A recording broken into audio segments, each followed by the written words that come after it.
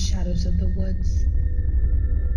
You hear the screams of children, secrets from beyond the grave. Your hands become clammy. You break into a cold sweat. You are being watched, and you are afraid.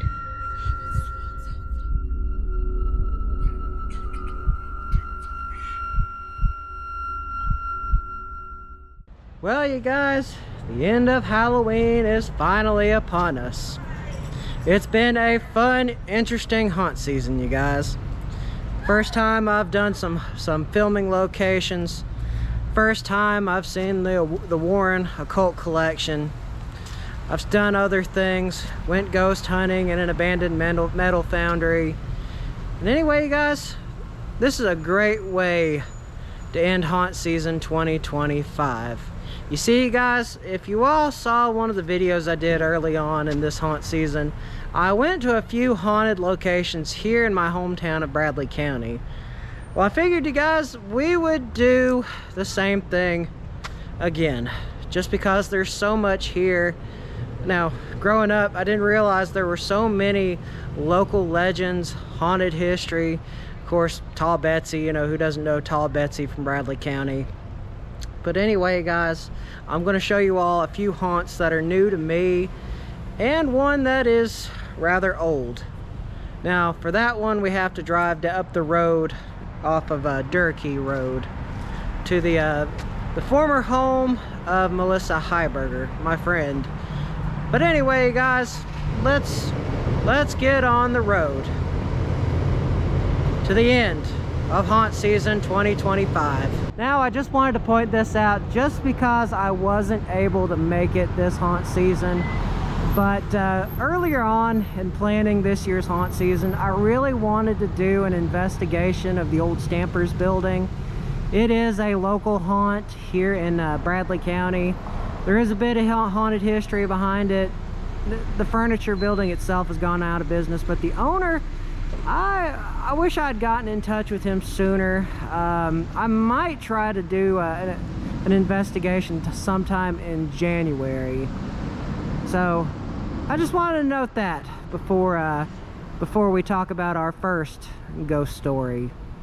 After a few minutes of driving, we have made it to the corner between Spring Place Road and Durkey Road.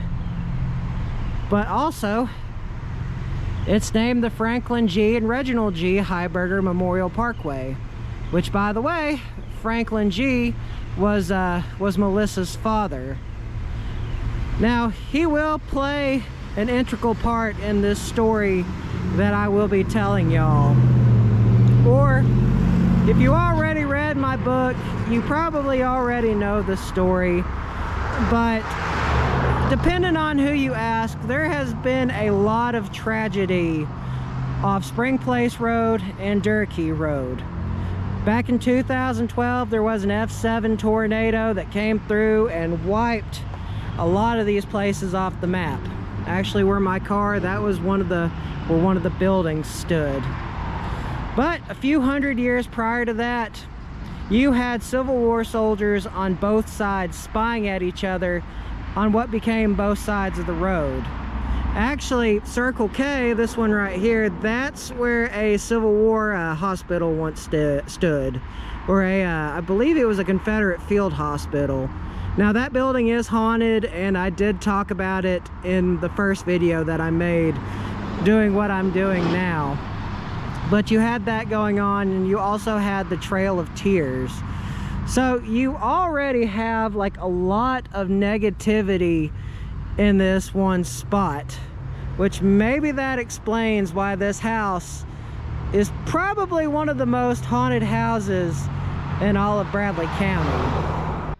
For a little bit of a rundown on this house, it was built during the Reconstruction era, around 1874. And it was built by Melissa's grandparents. Now, Melissa Heiberger's grandmother, she was a granny witch. Now, I feel like not many people have heard the term granny witch, or at least if you're not from the Appalachia area of the United States. But all the way back when, Melissa's grandparents had problems with this house. They experienced a lot of activity, a lot of poltergeist activity. They would hear disembodied voices in the middle of the night. Things would move on their own.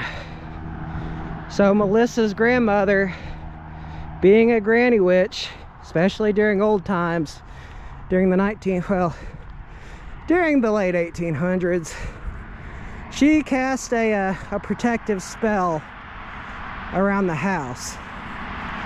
And for many years, not much activity happened in this house.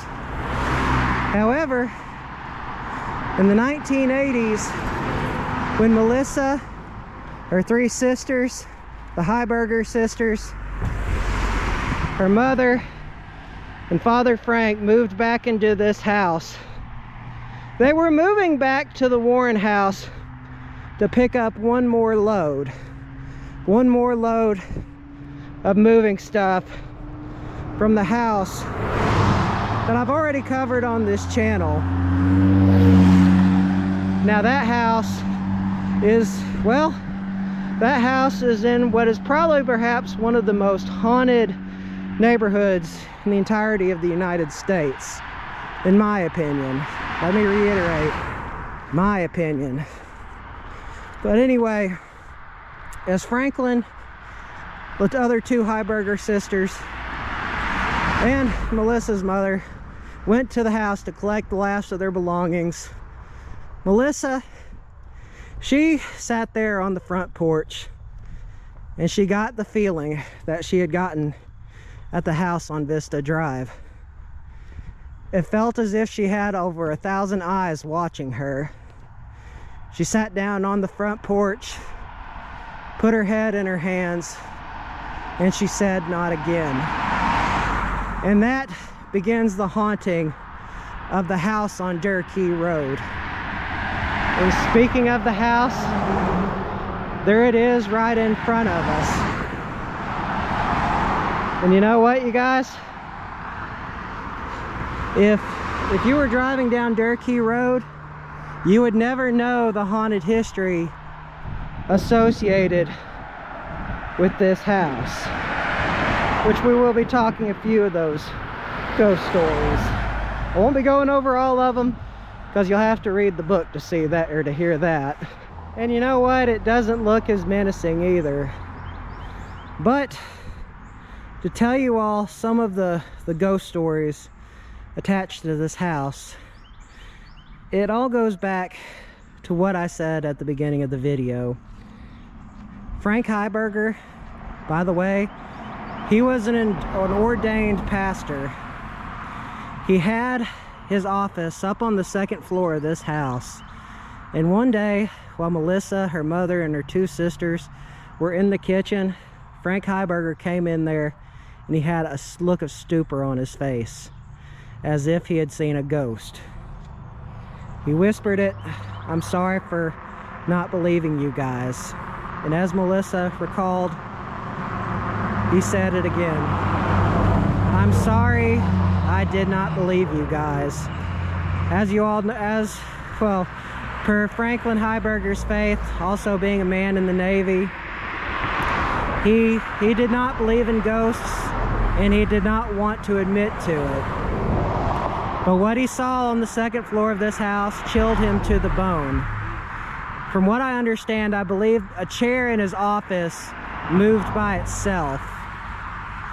Now, luckily, Melissa, after experiencing the things that she had experienced in this house, she joined the Army and was mostly deployed on duty, but she absolutely hated coming back to this house. You see, there is only one shower on the first floor inside this house, if things haven't changed. But Melissa recalled, as she was getting out of the shower one day, she heard something upstairs. She heard some noise. She had finally had enough of it. She waltzed up the second floor and she yelled at this entity and used what she described as well, army language. I don't really have to go much further into that. But not long after that, her sister Leslie had come down with cancer, or had been diagnosed with cancer. Still, to this day, her sister Leslie is still struggling with it. At this exact same house, they have reported seeing children running around the building, although there isn't any child in this area for quite a bit of ways, like none whatsoever. So they really couldn't explain what these entities were.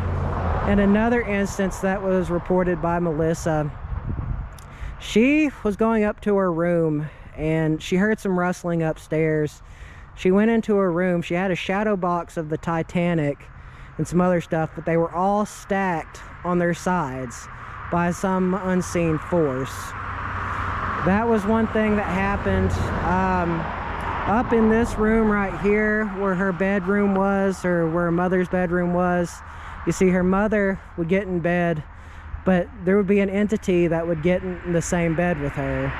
Now, Frank Heiberger, he experienced the same activity as well. And after the tornado of 2012, they fled this house. Melissa's mother had passed away. Frank had passed away. Sadly, both of them passed away in a car accident. And even to this day, there's still a lot of haunts that go on in this activity. Like, from what I understand, the current owners of the house, their children had been sick unexplainably. They were taken to the hospital. They got like deathly sick, but there was no way to describe what they were getting sick of. Some say it attributed to this house and all the negative things that have happened, especially off Durkey Road. But if you all have seen, if y'all have read my book, you all will know that there was an area on this property that something happened that should have not have happened. And it happened in Frank's old printing office. And it is a busy road today. You could get hurt. But it happened in what used to be Frank Heiberger's old printing shop. Now, the current owners, one day while he was cleaning this building out, he went inside. He was caught with something that he had never seen before, and he filmed it, sent it to Melissa. But the lights in this building right here were going on and off, on and on, on and off, on and off, crazily. Like, it should not have been happening. And well, this is that video. But yes, you guys, to me, this is the most haunted house in all of Bradley County. Now, it was owned briefly by two paranormal investigators, and they actually investigated with Melissa. And if you've read my book, you've seen some of those photos. So anyway, you guys, for the climax of haunt season 2025, I figured I'd take you all to this house and just tell you all its ghost stories. Now, there are some reasons as to why this house might be as haunted as it is. Now, I had mentioned that there is a lot of negativity or a lot of negative energy in this area, but you also have something beneath your feet as well. If you've noticed, or you're from the Bradley County area, you will notice that there are a lot of springs, a lot of streets with spring names, a lot of properties with springs on them. There's a lot of running water beneath our feet. And as believed within the paranormal research community, that serves as a conduit of electricity. Therefore, spirits have the ability to absorb that energy and make themselves known. Now, there was a psychic who Melissa had hired later on, and what the psychic said about this area is that all the negative energy. You have a lot of Cherokee warriors battling each other, or maybe not so much Cherokee, but you've also got Civil War soldiers, many men who died that aren't exactly known about or have been forgotten to time. A lot of that goes on in this area. But from what I understand, what this psychic or medium, if you will, she said the best way to calm the spirits of the Native Americans in this area is leaving a bag of, well, not a bag, but a basket of fruit. And as believed, if you pay attention over the course of a few days, each piece of fruit will disappear every day until it's gone. That is a sign that the Native American spirits have gone to a higher plane, heaven if you want, or heaven, or the other side, what some people call it. I believe it to be heaven. But anyway, guys, let's go to another spot. Now, this is some actual activity that I have experienced, and to this day, I really don't know how to describe what I saw, other than I saw it. It's the best way to describe it.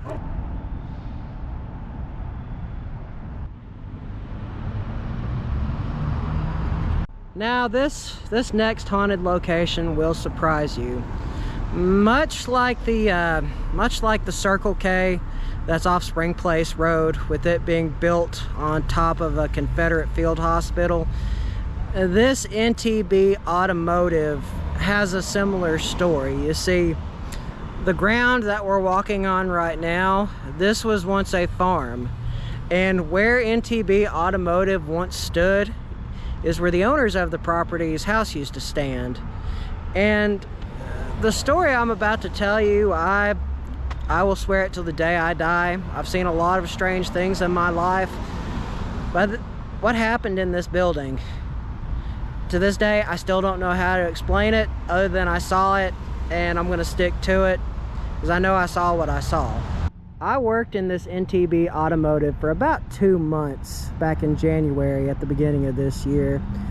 And at the beginning of it all, the co-workers of mine who had been working here way longer than I had, they would tell me, we don't go back in the tire room after 6 p.m. Now, I didn't know why they said that. I thought, you know, maybe it's just that it gets weird, but no. I later on asked why they said that, and it's like Casey, from what I understand, or who this guy was, he told me that he once watched something fly across the room in the tire room by itself on its own accord. Freaked him out so bad he would not go back in the back room after 6 p.m. and this was something that a lot of the guys in this shop held true to. Well, I come along in January, I tell them about my experience with ghost hunting and also being a ghost tour guide and me writing a book, and they're like, hey Chet, why don't you bring some of your equipment and we'll do an investigation after the shop closes. Well, you know, I thought they were probably just messing with me, so I'm like, yeah, why not? So around 7 o'clock, 8 o'clock rolls around, I bring my equipment, and I forget what my co-worker's name was at the time, but we were in the back room, we were walking, and I heard a tire fall on the ground from one of the racks, and he was like, did you just see that? And I'm like, no, I didn't, but I heard it. And he was like, dude, I'm freaked out. And I thought he was just messing with me, but he was genuinely afraid. So I went there by myself. I got my K2 meter, and right as I brought my K2 meter out in this corner of the room, it went off. Like, I moved away from the power box and it was still flickering back and forth into the red, and when I went into the same spot, it quit. But when we shut the lights off to kind of cut off on what could be happening or couldn't be happening, well, that's when I heard metal bolts being thrown all across the floor on the racks. Mind you, I was the only one in this room by myself. But as we're doing the investigation, we're at the back room. And anyway, as I'm doing my investigating, I'm using my equipment. That's when I watched not one tire, but two tires pull themselves out and falls on the floor. The guys that were behind me were running and freaking out. Now me, I was getting a little bit of a weird vibe, but these guys were legitimately scared. I thought maybe they had been messing with me.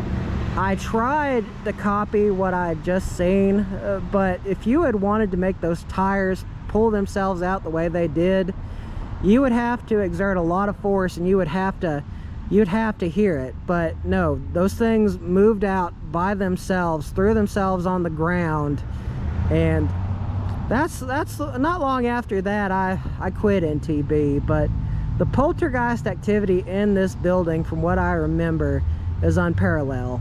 And if you talk to a lot of the guys who work in this building, they will not go in that back room after 6 p.m. If everyone is there who still works, who worked with me at the time. And we have one more ghost story, you guys. This next ghost story, we have to go all the way out to Charleston, Tennessee, which is only about 15 minutes up the road. And it has to deal with a stain on a headstone. Also, there is a lot of prohibition, a lot of moonshining history or story behind it as well. So let's drive up the road and we'll finish up haunt season on that note. Now, this final ghost story takes us to the hillside of a cemetery here in Charleston, Tennessee. And it's mostly in regards to this headstone right here. Now, at the beginning of this story, it takes place in 1920, and it centers around a man by the name of Hobart Maddox. Now, Hobart Maddox, he is a bootlegger here in the East Tennessee region.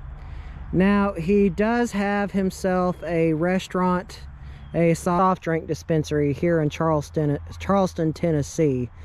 Now, this area, it wasn't exactly safe as it is today. In fact, businesses back then, around the 1920s, they would close shop around 6 p.m. in the evening, just because things would get pretty bad. And Hobart Maddox, he was no stranger to the law. In fact, the Tennessee State Circuits, they had 4 cases against him for transporting illegal liquor, or as it was illegal back then, you know, it's perfectly legal to make moonshine now. But the event in question happened October 31st of 1920, when Hobart Maddox was driving through town, drunk off his rocker, shooting with his gun, threatening that he was going to shoot up the town. I mean, he was shooting his gun back and forth. But anyway, the local town sheriff, Will Hambright was his name. He stopped Hobart, and there was a struggle as they were fighting back and forth with the gun. Will Hambright, he managed to force the gun, and it caught Hobart in the head, or in his body, and it shot him. Now, Hobart got out of his car. He tried withdrawing his weapon, breaking it, as they say. However, he wasn't able to, and he died about an hour later from his injuries. Now, you think that would be the end of Hobart, but as he is laid rest to here up on this cemetery here in Charleston, Tennessee, the first headstone produced a stain. Now, this stain, it is said to produce the image of a pistol.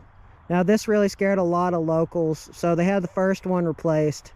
And when they replaced the second, or the other headstone, it formed the image of a stain of a pistol as well.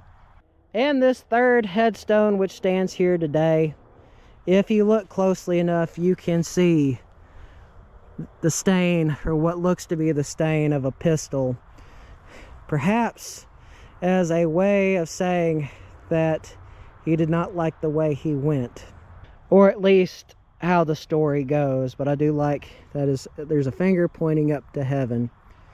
But anyway, guys, that is the story of Hobart Maddox, a tale from the days of Prohibition, and a ghost story all the same.